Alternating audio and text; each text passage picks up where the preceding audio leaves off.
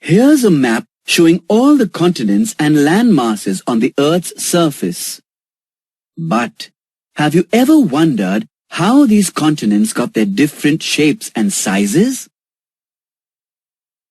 To understand how our continents took shape, let's look at Alfred Wegener's theory of continental drift. According to this theory, all the continents of the Earth were once part of a single landmass called Pangaea. Over a long period of time, this huge mass of land began to split up. The northern part of Pangaea, consisting of North America and most of Eurasia, was called Laurasia. The southern part was called Gondwana land and consisted of South America, Africa, the Indian subcontinent, Australia, and Antarctica. Eventually, the land masses of Laurasia and Gondwana land also started drifting apart to form the continents we know of today. But what could have caused the continents to drift away from each other? The continents rest on huge slabs of rock called plates. These plates float on the semi-molten asthenosphere inside the Earth. When these plates move, the continents located on them also move. But why do the plates move? One of the theories put forward to explain this plate movement is the generation of convectional currents in the Earth's mantle. Let's see how these convectional currents are formed. Heat generated inside the depths of the Earth causes the magma in the mantle to boil slowly. This magma then rises towards the Earth's surface. On reaching the surface, it cools and sinks to the bottom. At the bottom, the magma gets heated again and rises to the surface. This is a continuous process that gives rise to convectional currents. Now, let's see how these convectional currents cause the continental plates to move. Due to the convectional currents generated inside the Earth's mantle, the continental plates tend to move. This movement may be of two types, divergent or convergent. The rising convectional currents usually cause the plates to move apart from each other. The boundary between the plates is called the divergent boundary.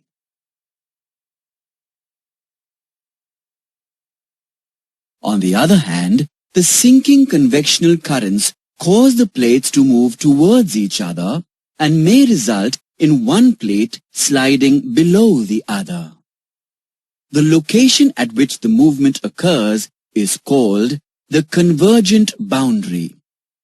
In this way, convectional currents cause the plates on the Earth's surface to move. These kinds of plate movements cause the gradual movement of continents.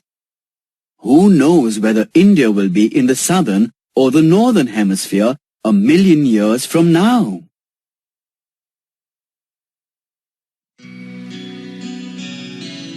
The highest mountain system, the Himalayas, is also amongst the youngest fold mountains of the world.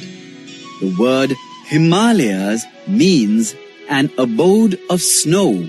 It gets this name as the higher regions of this mountain range are snowbound through the year.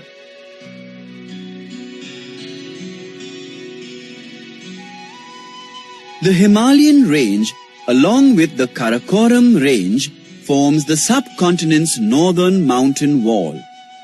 Besides India, the Himalayas stretch into parts of Pakistan, Nepal, China, and Bhutan. The Himalayan range is long and narrow. Its stretch from the Indus River Valley to the Brahmaputra River Valley is approximately 2,500 kilometers. In terms of width, the mountain range is wider near the Indus River Valley but narrows down towards the eastern end. The Himalayas consist of 3 distinct ranges that run parallel to each other. The Greater Himalayas or the Inner Himalayas are the highest mountain range. The middle range is called the Lesser Himalayas, while the outermost range is called the Outer Himalayas. The Greater Himalayas are the northernmost range of mountains. These include the world's highest mountain ranges. Several peaks here are more than 8,000 meters high. The Greater Himalayas are also known as Himadri, since they are perpetually covered in snow.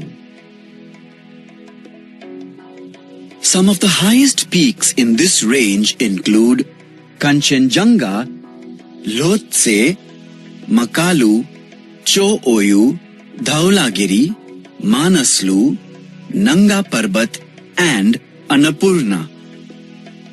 Mount Everest in Nepal is of course the highest peak in the world.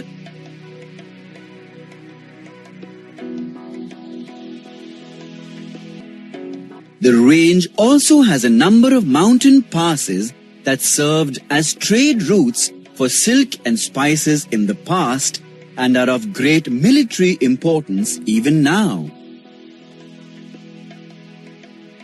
The Greater Himalayas are also home to glaciers like Gangotri and Yamunotri that feed the Ganga and Yamuna rivers of India. The range south of the Greater Himalayas is called the Himachal or the Lesser Himalayas. This range has mountains that are lesser in height than the Greater Himalayas. The average height of the mountains here is about 4,500 meters. The Lesser Himalayas include the Pir Panjal range in Kashmir, the Dhaula Dhar range in Himachal Pradesh, and the Mahabharat range in Nepal. Most of the hill stations of India like Nainital, Mussoorie, Shimla and the valley of Srinagar are located on the southern slopes of these ranges. The southernmost range of the Himalayas is called the Outer Himalayas or the Shivaliks.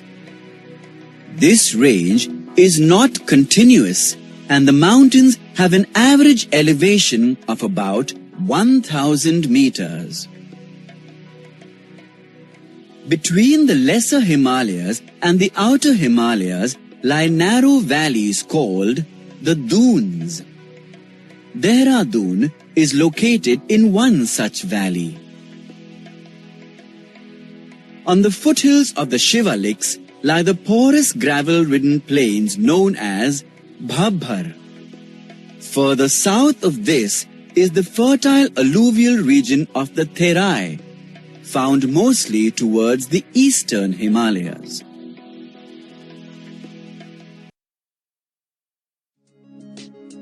The Himalayan mountain range run in a west-east direction from the Indus River Valley to the Brahmaputra River Valley. Longitudinally, the Himalayas are divided into 3 distinct ranges that run parallel to each other. These are the Greater Himalayas or the Inner Himalayas, the middle range called the Lesser Himalayas, and the outermost range called the Outer Himalayas. However, there is a regional division of the Himalayas too. This west to east latitudinal divisions are based on the rivers flowing in the Himalayan region. The region that lies between the Indus River and its tributary, the Satluj, is known as the Punjab Himalaya. This is a 560-kilometer stretch. A large portion of Punjab Himalayas is in Jammu and Kashmir and Himachal Pradesh. Hence, it is also known as the Kashmir Himalaya and the Himachal Himalaya in the respective regions. The general elevation of the mountain ranges in this region is westwards. Karakoram, Ladakh, Pir Panjal, Zaskar and Dhauladhar are the major ranges in this section. The next regional demarcation is the region between the Satluj River and the Kali River. It covers a distance of about 320 kilometers. The part of the Himalayas that lie between these two regions is known as the Kumaon Himalayas, and it lies primarily in the state of Uttarakhand. Some of the important peaks in this region are Nanda Devi, Chaukhamba, Kamet, Trishul and Panchachuli. The region between the Kali and Tista rivers form the next regional demarcation. This 800-kilometer stretch is known as the Nepal Himalaya. It gets this name as most of the division lies in Nepal. The Great Himalaya Range attains maximum height in this portion. Some of the world-famous peaks such as Mount Everest, Kanchenjunga, Makalu, Annapurna and Dhaulagiri are located here. The easternmost demarcation lies between the Tista and Dihang rivers and is known as Assam Himalayas. It covers a distance of about 750 kilometers. The Brahmaputra marks the easternmost boundary of the Himalayas. Beyond the Dihang Gorge, the Himalayas bend sharply to the south and run in more or less north-south direction along India's eastern border with Myanmar. These ranges are collectively known as the Purvachal. The important hills of the region are Patkai Hills, the Naga Hills, Manipur Hills and the Mizo Hills. These hills are mostly composed of strong sandstone, which are sedimentary rocks. The region is covered with dense forests. Like Purvachal, some other regional names of the Himalayas are Gauri Shankar Himal, Rolwaling Himal, Kanjirova Himal, Sagar Math Himal, Annapurna Himal, Ganesh Himal, Langtang Himal, Manaslu Himal, Khumbu Himal, etc.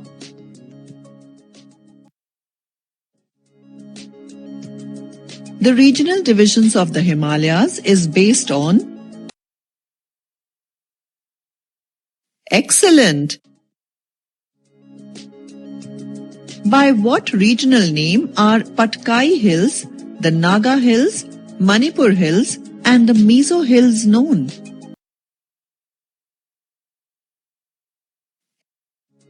Let us summarize the main points learnt in this session.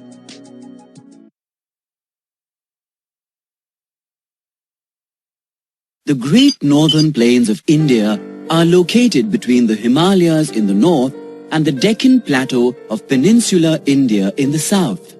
Northern plains of India, also known as the Indo-Gangetic Plains, are formed by the sediments brought down by three important rivers, the Indus, the Ganga and the Brahmaputra. The plains span from the Indus River in the west to the Garo and Mizo Hills in the east and have an extent of about 2,500 kilometers. The widest stretch is at the confluence of Ganga and Yamuna rivers near Allahabad where the plains are 280 kilometers wide. The northern plains can be classified into the Punjab plains, the Rajasthan plains, the Ganga plains and the Brahmaputra plains.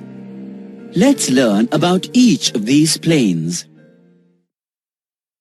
The plains in the northwestern part of the Indian subcontinent are called the Punjab plains. The Punjab plains are mainly located in the Indus basin. The Indus basin is drained by the Indus River and its 5 tributaries: Jhelum, Chenab, Ravi, Satluj and Beas. The Thar Desert and the Aravalli mountain range separate the Punjab plains from the Ganga basin. Most of the Punjab plains lie in Pakistan. In India, the plains lie in the states of Punjab, Haryana and Himachal Pradesh. The Rajasthan plains comprise the Thar Desert of Rajasthan. These plains are surrounded by river Satluj in the northwest, the Aravalli range in the east, the Indus Valley in the west, and the Rann of Kutch in the south. The plains stretch across both India and Pakistan. Luni is the only significant river in these plains. Smaller, rain-fed rivers originate from the Aravallis during the monsoons, but they usually don't have enough water to reach the sea, so they disappear into the sand of the desert. To the east of the Aravallis, mainly in the states of Uttar Pradesh and Bihar, lie the Ganga plains. The Ganga plains are formed by the sediments of river Ganga and its right bank tributaries, namely the Yamuna, Chambal, Betwa and Son. Its left bank tributaries are Gomti, Ghagra, Gandak and Kosi. The river originates from 2 head streams in the Gangotri Glacier. The 2 head streams are called the Alaknanda and the Bhagirathi. They join at Devprayag. From here, the river is known as the Ganga River. This part of the plain is called the Upper Ganga Plain. It lies largely in the western part of Uttar Pradesh. It is the best developed area of the plains for agriculture. The river Ganga and its tributaries Yamuna, Chambal, Betwa, Gomti and Ghagra flow through this region. The middle Ganga plain comprises the eastern part of Uttar Pradesh and the northern part of Bihar. This region tends to get flooded due to heavy rainfall but is well suited for agriculture. It is drained by the Ganga and its major tributaries Gomti, Ghagra, Gandak, Kosi and Son.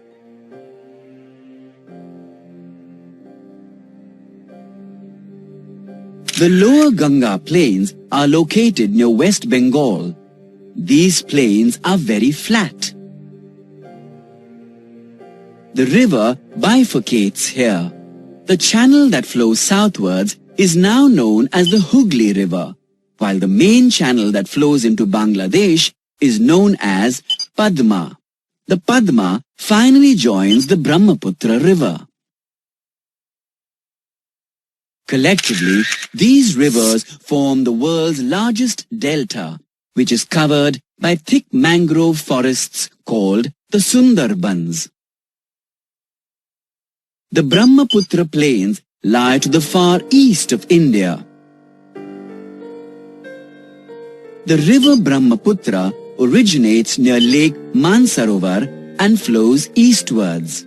Outside India, the river is known as Zangpo.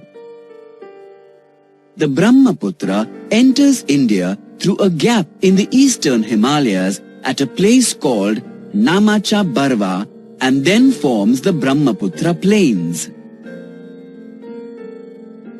The eastern Himalayas lie to the north of these plains, and the Garo and Khasi hills lie to the south.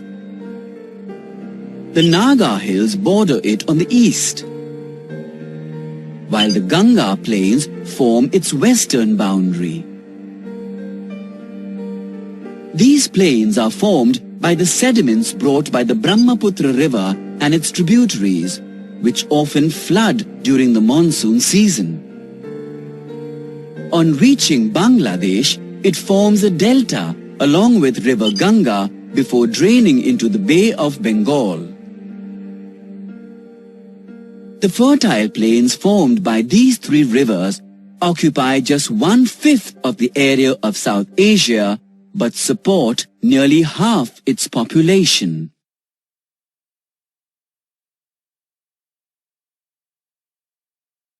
India is bound by the lofty Himalayas in the north and water bodies on its other three sides.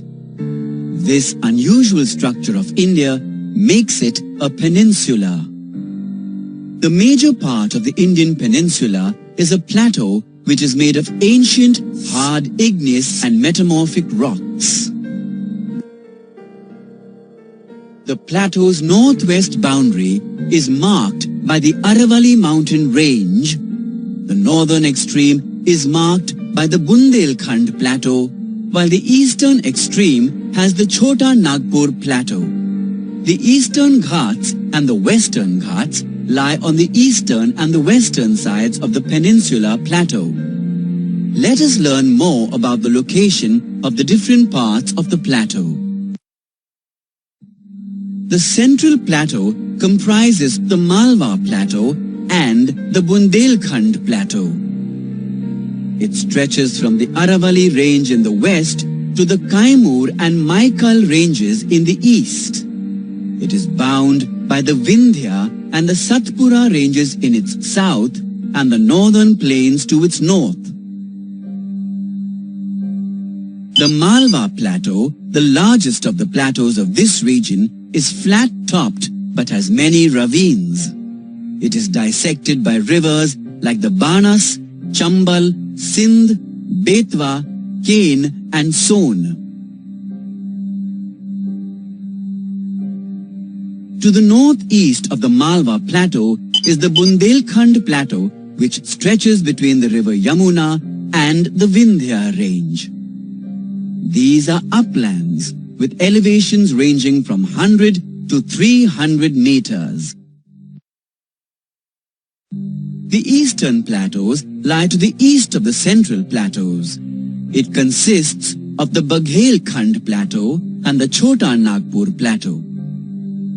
The Baghelkhand plateau is bound by the Kaimur and the Maikal range on its west and the Chota Nagpur plateau to its east. It is drained by the Son river and its tributary, the Rihand river. To the east of the Baghelkhand plateau is the Chota Nagpur plateau. The Ranchi plateau is the highest part of the plateau. The surface is characterized by flat-topped hills of metamorphic and igneous rocks. To its east lie the Rajmahal Hills. The easternmost extension of the main peninsular plateau is the Meghalaya plateau. This plateau comprises the Garo, Khasi and Jaintia hills. This region receives the highest rainfall from the southwest monsoon. The triangular plateau that lies south of the river Narmada is the Deccan Plateau, which is higher in the west and slopes gently in the east. The Deccan Plateau is bordered by the Western Ghats in the west. The Western Ghats rise sharply from the coastal plains and are also called the Sahyadris. Their highest elevation is in the south. The Eastern Ghats form the eastern margin of the Deccan Plateau. They are not continuous in nature. They are dissected by the east-flowing rivers of Deccan Plateau. The northern part of the plateau is called the Maharashtra Plateau that consists of steep hills and broad valleys. The Telangana Plateau is hilly and covered with forests. The middle part of the plateau is known as the Karnataka Plateau. It has the river Krishna that flows to its east and the Kaveri to the southeast. Beyond the Karnataka Plateau, the Deccan Plateau becomes an arrow. Important hills of southern India like the Nilgiri, Annamalai and Cardamom are located here. The river Narmada is the largest west-flowing river in India. The river originates at Amarkantak in the Maikal Hills and drains into the Arabian Sea. It does not form a delta as it flows through hard rocks. The river Tapi originates from a place called Multai in the Satpura range. It runs parallel to the Narmada and drains into the Arabian Sea. The river Mahanadi has its source in Dandakaranya, in the Bastar district of Chhattisgarh. It largely flows through the state of Orissa and finally drains into the Bay of Bengal. The river Godavari is the longest river in South India. It originates from Trimbakeshwar in Nasik district of Maharashtra and empties itself into the Bay of Bengal.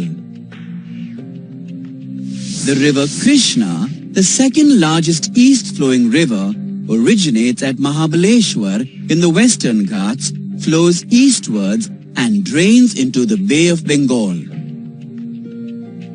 The river Kaveri or the Ganga of the south originates at the Brahmagiri hills of the Western Ghats. It flows eastward and joins the Bay of Bengal.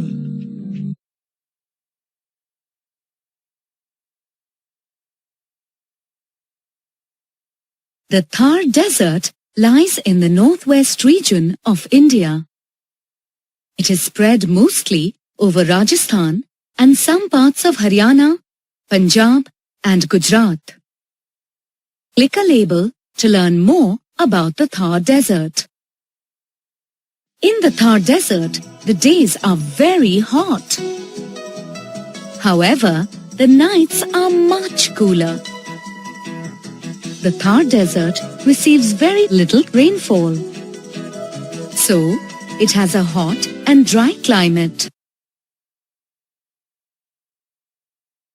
Sandy soil and less rainfall make it difficult for plants to grow in the Thar Desert. You will find cactuses, short shrubs and woody trees in the Thar Desert. They are specially adapted to grow in desert conditions. A camel can live without water for days. Its padded feet help it to walk easily on hot sand. You will also find peacocks and the Indian gazelle in the Thar Desert.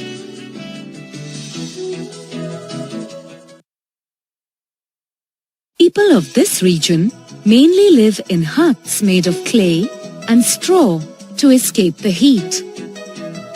They wear bright, colorful cotton clothes. Their diet mainly consists of dry beans and dals. They have adapted well to the extremely hot and dry climate of the Thar Desert.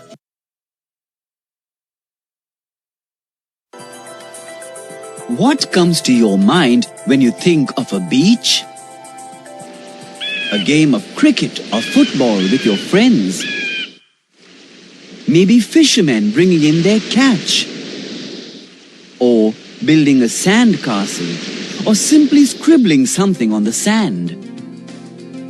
Whatever be the thoughts, spending time at the beach is both exciting and relaxing. India is blessed with some of the most scenic beaches along its coastline, which covers an area of about 7,517 kilometers. The coastline extent on the mainland is 5,423 kilometers. This coastline extends on both the western and eastern sides of the peninsula. The western coastal plains stretch from Gujarat in the north to Kerala in the south. The eastern coastal plains stretch from West Bengal in the north to Tamil Nadu in the south. India also has two major chains of islands on both the eastern and the western sides. The Lakshadweep Islands lie on the western side, while the Andaman and Nicobar Islands lie on the eastern side of the peninsula. The western coastal plains are narrow, uneven strips of land located between the Western Ghats and the Arabian Sea. The western coastal plains are broadly divided into four regions: the Gujarat Plains, Konkan Coast, Kannara Coast, and Malabar Coast. The northernmost part of the western coastal plain is the Gujarat Plains, with the Thar Desert on its northern fringe.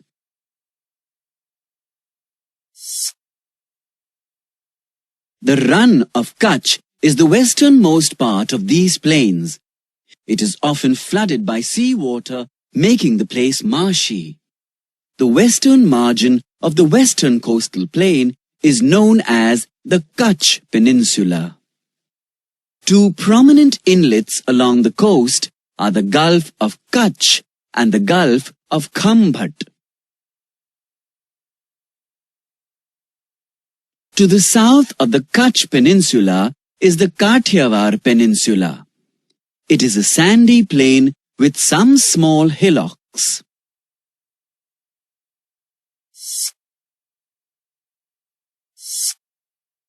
The long stretch of coastal plains from Daman to Goa is known as the Konkan Coast. The Konkan Coast is a flat stretch of land which is very fertile.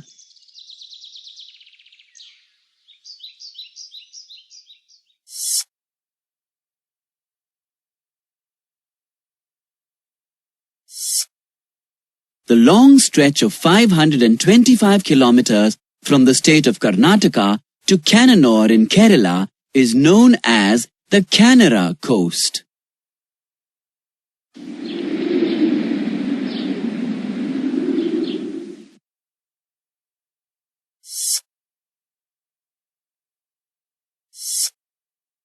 The Malabar Coast extends from Kannur in Kerala to Cape Comorin in Tamil Nadu. The coast has several estuaries and backwaters, also called kayals.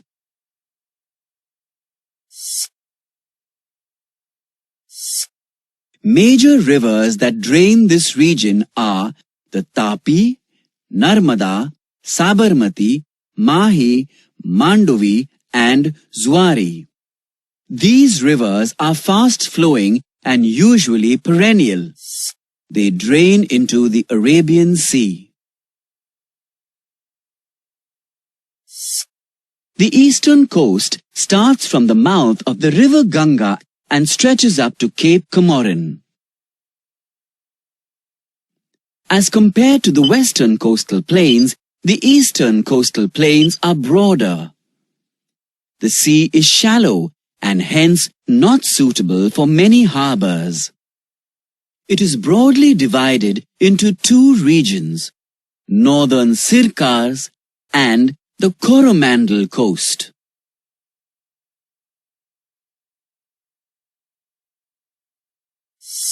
The coastal area from the mouth of the river Ganga to Nellore in Andhra Pradesh is called Northern Sircars. Two very important rivers, the Mahanadi and Godavari, drain this area.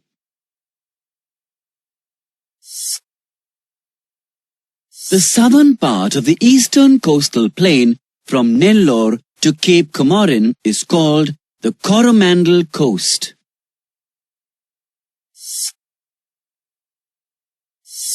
The fertile deltas of Krishna and Kaveri drain this coast.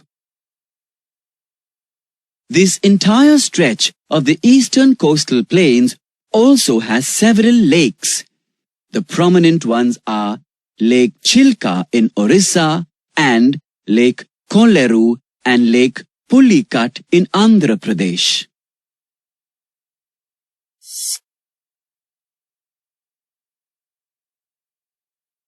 The Andaman and Nicobar Islands are a group of more than 300 individual islands. This beautiful chain of islands lies in the Bay of Bengal and is a popular tourist destination. The Andaman Islands are divided into Great Andaman and Little Andaman. The 10-degree channel, a deep sea, separates the Andaman Islands from the Nicobar Islands. The principal islands in the Nicobar Islands are the Great Nicobar and the Car Nicobar.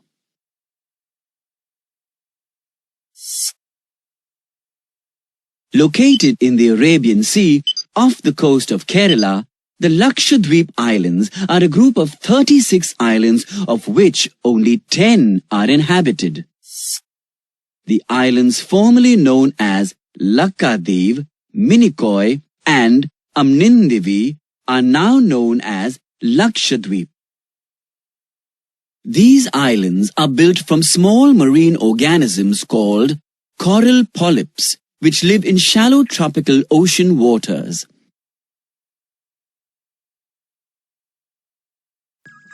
The coastal plains are an important source of salt, minerals such as iron ore, fish, food crops, and cash crops.